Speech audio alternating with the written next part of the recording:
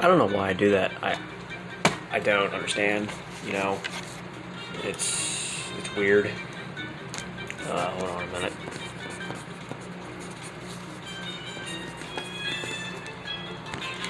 All right. The school system is a of education and enlightenment, a fortress of higher learning where our children can safely discover the facts about the way our world works. Through this system, we have the opportunity to grow and mature into responsible adults, secure in our knowledge of history, science, and mathematics. Except, of course, for all the ridiculously irresponsible lies we're being fed. Here are 10 of the biggest lies taught to us in school. Number 10, deoxygenated blood is blue, which is why your veins appear blue. If you look closely at the inside of your wrist, you'll probably see a small network of blue veins running up into your hand. Despite what they might teach you in elementary school, that's not blue blood running through there. The myth is that deoxygenated blood is blue, while blood leaving the heart is red because it's been filled with fresh oxygen. When you bleed, the blood is immediately red because it's exposed to oxygen in the air. But if you ever given blood or had been blood taken at the doctor's office, you'll know that it's not the same alien blue liquid filling up that sealed tube. It's blood. The reason your veins look blue is a simple trick of the light and the way your eyes perceive colors.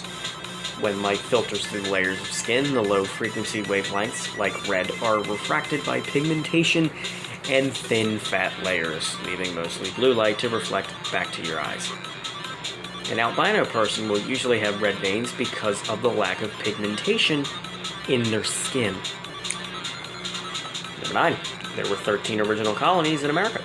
It's easy to understand why people believe this lie, but it's a lie nonetheless. The American flag has 13 stripes representing the original 13 colonies, but there were really only 12.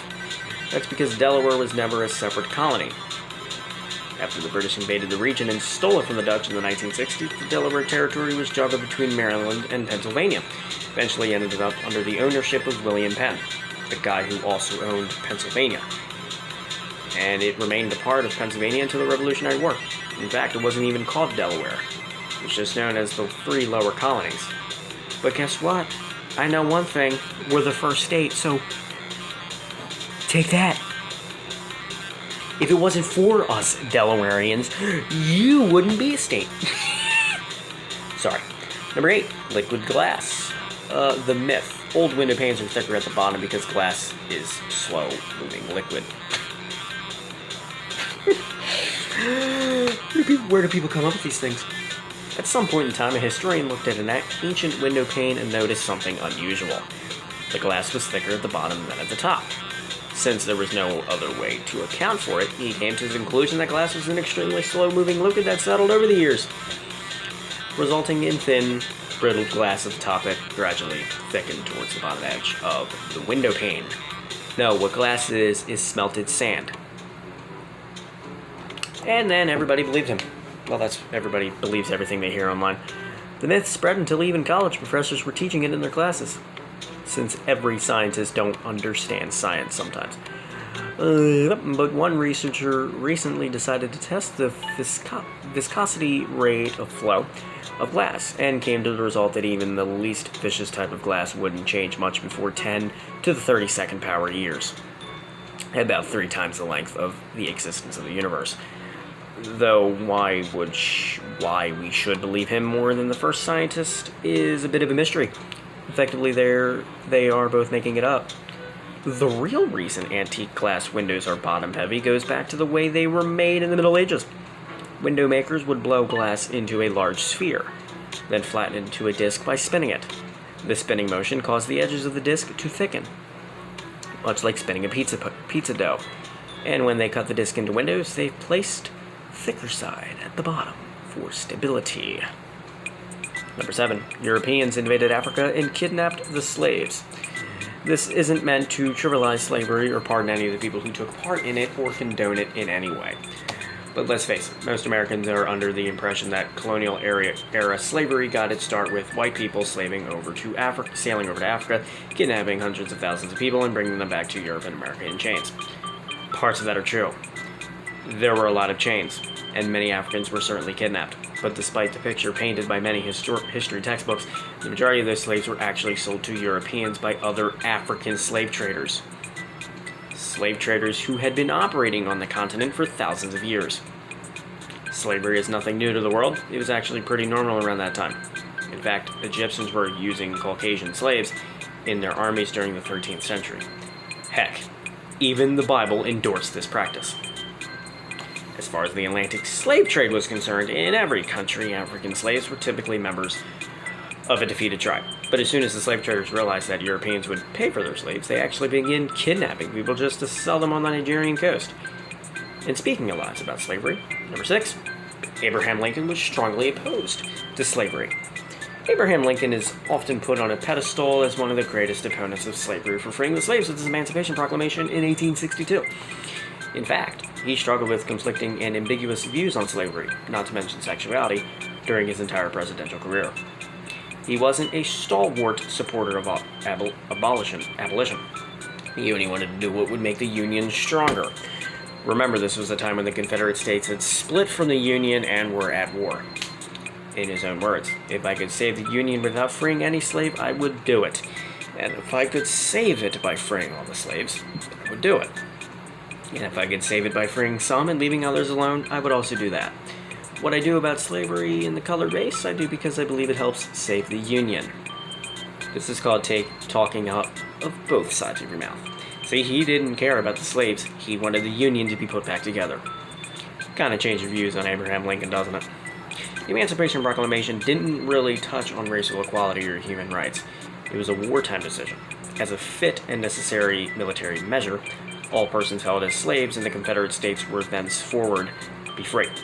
In other words, only the enemy slaves were freed. Hooray to the great emancipator.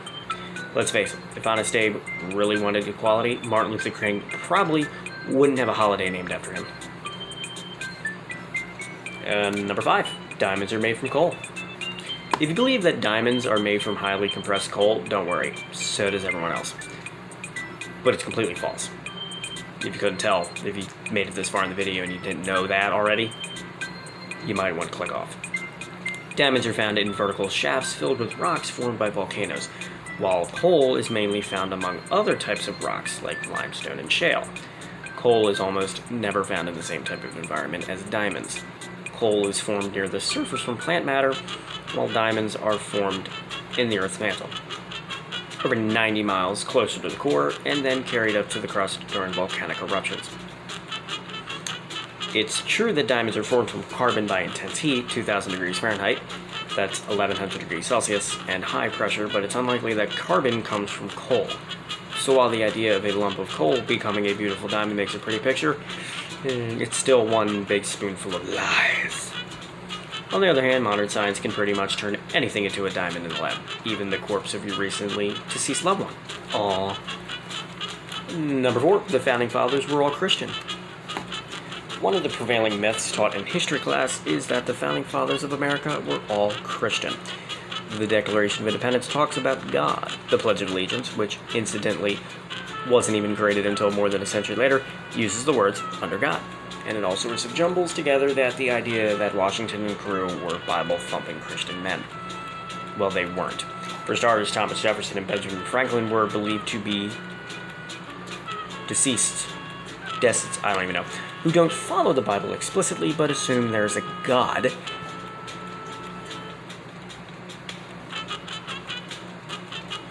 Whoa.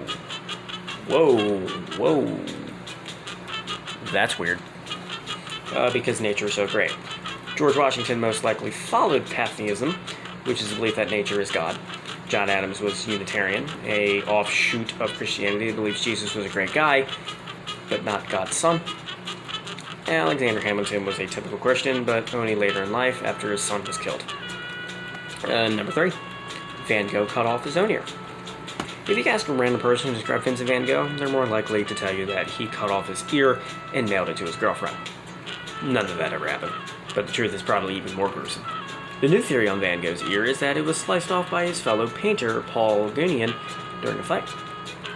After looking through old records and letters from Van Gogh, historian Hans Kaufmann believes that the two painters got into a scuffle, during which Van Gogh threw a wine glass at his friend.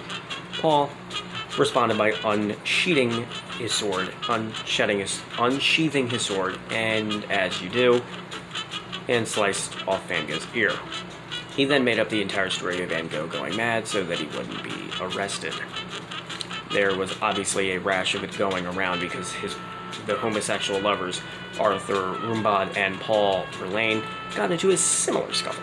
In their case, Rimbaud stabbed Verlaine in the hand with a fork under the influence of absinthe, and then proceeded to get a rather painful reprimand in behind, which landed Verlaine in the clink. If you don't know what that is, it's prison. Number 2, humans evolved from apes. In this scenario, Christians have it right, but not the way you think. Early classes on evolution usually leaves one basic impression. Humans evolved from apes. Go to a zoo and you can watch your genetic ancestors frolicking and flinging poop at each other. But that's not the way it happened. After all, evolution works by eliminating the inferior species while the stronger, better adapted ones thrive. If that had happened, then there wouldn't be any apes left, because we would have outcompeted them. The more likely theory is that humans and the great apes, chimpanzees, gorillas, and orangutans started with a common ancestor, and they evolved in separate directions over the years, specifically 4, 8, and 12 million years ago, respectively. And it's still happening, in the animal kingdom at least. Researchers believe that less than 1 million years ago, the eastern and western gorillas parted evolutionary ways and are now developing in different directions. And number 1, Thanksgiving. All of it. Here's the lie. Pilgrims on the Mayflower arrived at Plymouth Rock in 1620. Unprepared for the harsh winter, they were saved by the friendly natives, who gave them food and taught them how to plant corn. The following autumn, on their first harvest in the New World, they had a feast to commemorate the hardships they had survived, and Pilgrim and Native Americans, joined hands in celebration. The real story is a touch more cruel, murderous, and genocidal. 3 years before the Pilgrims arrived, European fishermen and settlers had introduced a plague that had swept through the tribes of coastal New England and wiped out nearly 96% of the entire population. There were reportedly so many bodies that settlers would leave the towns rather than deal with them, only to introduce the bug to the next tribe they encountered. One report from a man named Howard Simpson stated villages lay in ruins because there was no one to tend them. The ground was strewn with the skulls and the bones of thousands of Indians who had died, and none was left to bury them. There was also evidence that the Pilgrims already knew about the plague and so chose Cape Cod, because they knew that Indians had already been wiped out, leaving cleared lands and cornfields ripe for the taking. Even worse, the Pilgrims would steal food and tools from any Indians left alive, who were too weak to fight back. But the settlers in Virginia were actually eating the Indians, so I guess the Pilgrims weren't that bad by comparison. Yes, I did say eating them. So, if you did enjoy this video and didn't lose any more faith in school, which I don't know why, how would you lose any more faith in school? For even if you know what I mean? Because you can't lose more faith if you don't have any faith.